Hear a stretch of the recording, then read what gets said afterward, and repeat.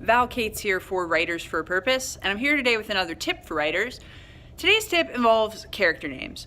So a few days ago, Sarah Stevenson, one of the other founders of Writers for a Purpose, and I were having a discussion about the importance of character names and how to hold yourself accountable and keep track of character names. And she actually came up with some really awesome ideas for that, so look for video from her sometime in the immediate future on that particular topic.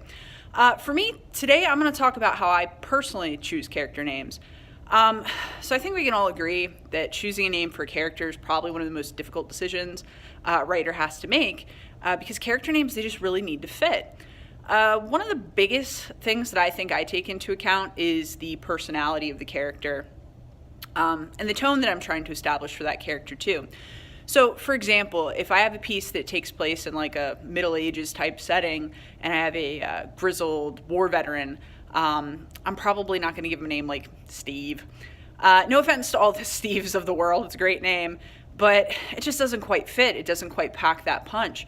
So I really have to take into account the personality I'm trying to establish for that character and the tone I want that character to represent. The second thing I take into account is probably the setting. So to that end, one of the most valuable resources I found is this website called 20,000 Names. This is not a paid endorsement. I just really, really like their site. And it divides character names by country of origin. It lists the name meaning for each name.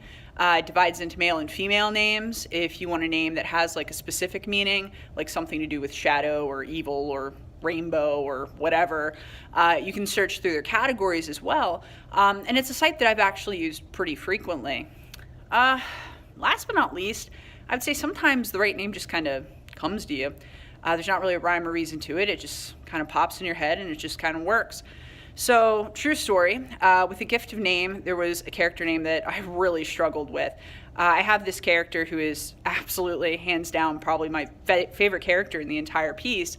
And he's this battle-hardened warrior. He's gruff. He's got a little bit of a rough around the edges type personality. He's somebody who should really be difficult to love, but I absolutely love him. And Sarah Stevenson seems pretty fond of him too. I think all of you are really going to love him as well.